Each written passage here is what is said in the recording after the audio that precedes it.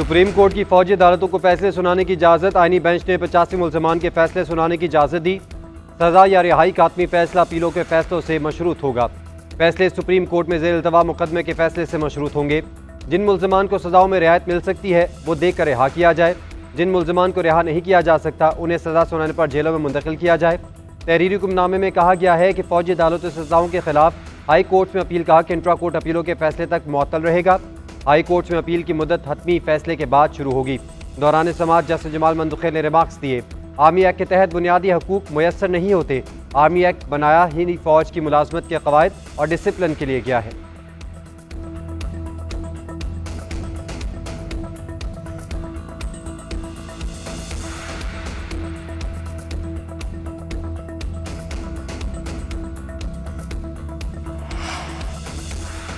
लाहौर में 9 मई को नून लीग का दफ्तर जलाने समेत 5 मुकदमात की समाअत। तहरीक इंसाफ के रहनुमाओं और कारकुनों पर आइंदा समाअत पर फर्द जुर्मात की जाएगी।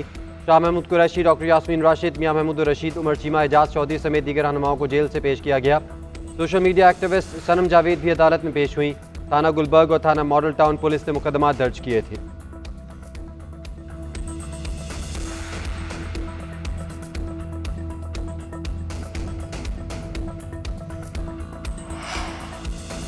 इस्लामाबाद हाई कोर्ट में डॉक्टर आफिया सिद्दीकी की रिहाई और वतन वापसी का केस।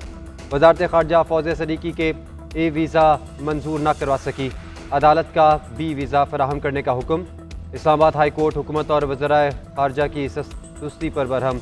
रिमार्क्स दिए। जस्टिस सरदार एजाज इसाक खान ने रिमार्क्स दिए, आपकी तरफ से सुस्ती है, मामला दुरुस्त नहीं। वजारत खारजा पैरावाइज कॉमेंट्स जमा करवाए और मुकम्मल रिपोर्ट दे, क्यों ऐसा हुआ और सफारत खाने ने क्या किया। अदालत ने समाअत आइंदा जुमे तक मुलतवी कर दी।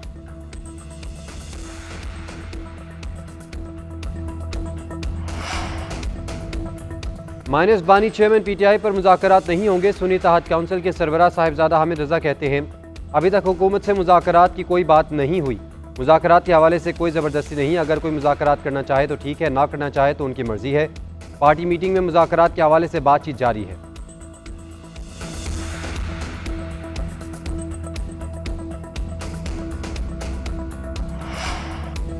तहरीक इंसाफ ने मुज़ाकरात के लिए कमेटी बना दी मगर हमें कोई पैगाम नहीं दिया। अब भी ये कहते हैं हम क्यों हुकूमत से रब्ता करें। अगर पीटीआई का पैगाम मिला तो हमारी तरफ से इनकार नहीं होगा।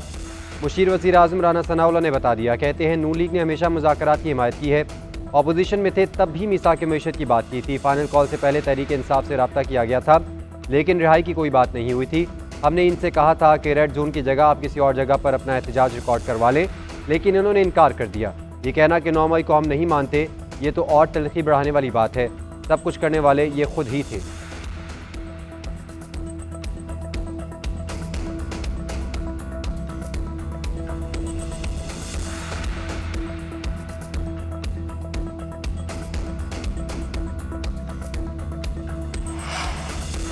सेनेट ने legal aid and justice authority तरमीमी बिल मंजूर कर लिया। बिल वज़ीर कानून आज़म नज़ीर तारड़ ने पेश किया।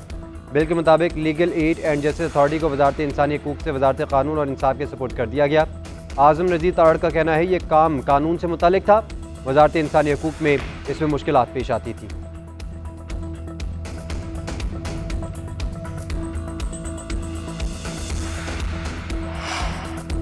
पुलिस के खिलाफ फैसला आए तो पुलिस अफसर नाराज होकर जैसे सिक्योरिटी वापस ले लेते हैं।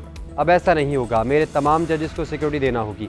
Chief justice Peshawar high court के जजेस और अदलिया की सिक्योरिटी सूरत हाल के केस में रिमार्क्स।